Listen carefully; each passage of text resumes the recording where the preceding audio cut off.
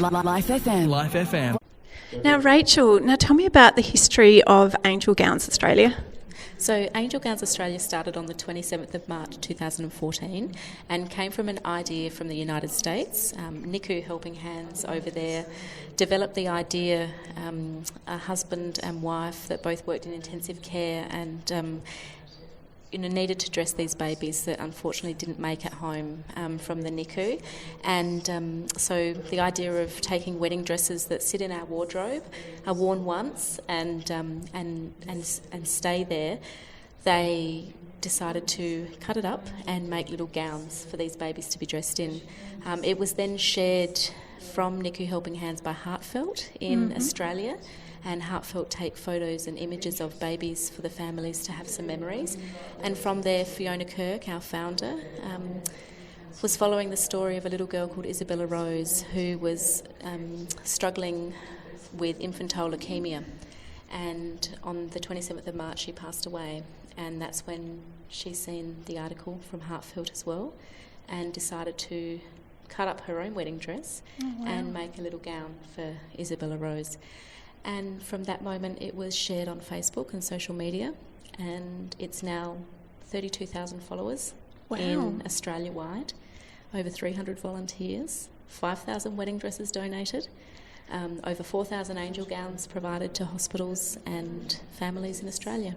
And overseas, we have provided them overseas as well. Wow.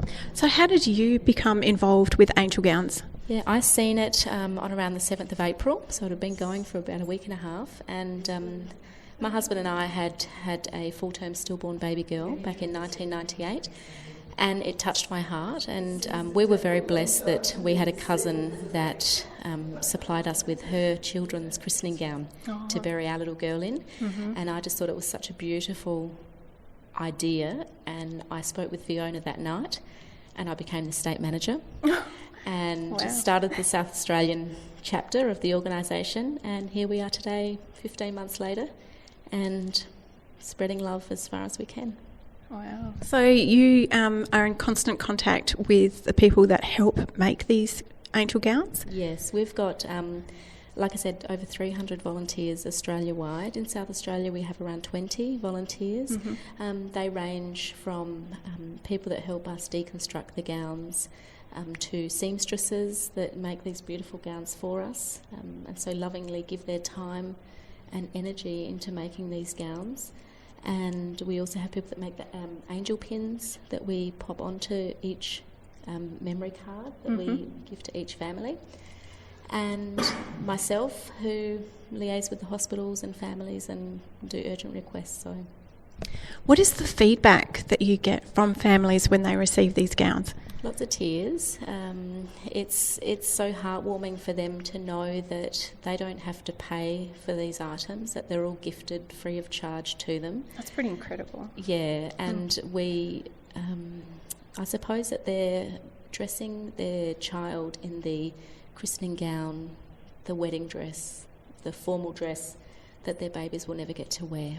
So I thought of it that way. Yeah, and that's I suppose the symbolism of it is a wedding dress is worn with so much love on a wedding day, and then our seamstresses sew with love, and then these babies are dressed with love for their final journey. That's absolutely beautiful. It really is.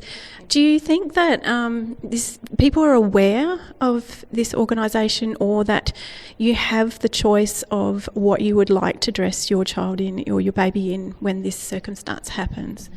We are in many of the hospitals, especially in South Australia, but around the country. Not in all of them, so we would love to have our angel gowns there for every family to have the opportunity to dress their babies in. Some people, knowing that they're going to deliver a stillborn baby, have a little item that they've already chosen, so it's really a personal choice for them if they want to pick something out or be provided with an angel gown. But I suppose it just takes one moment away from them having to think about going to a shop and buying an item for their baby to be dressed in, and I think when you're going through the grief of losing your child and having to make those final memories so special, not having to make one decision is a beautiful gift that we can give them. Yeah, I quite agree with that. Yeah, I've been in that situation myself, and I just want to thank you personally for what a beautiful job you do, because, yeah, it's beautiful. Thank you, Rachel. Thank you very much, Jodie. Pete.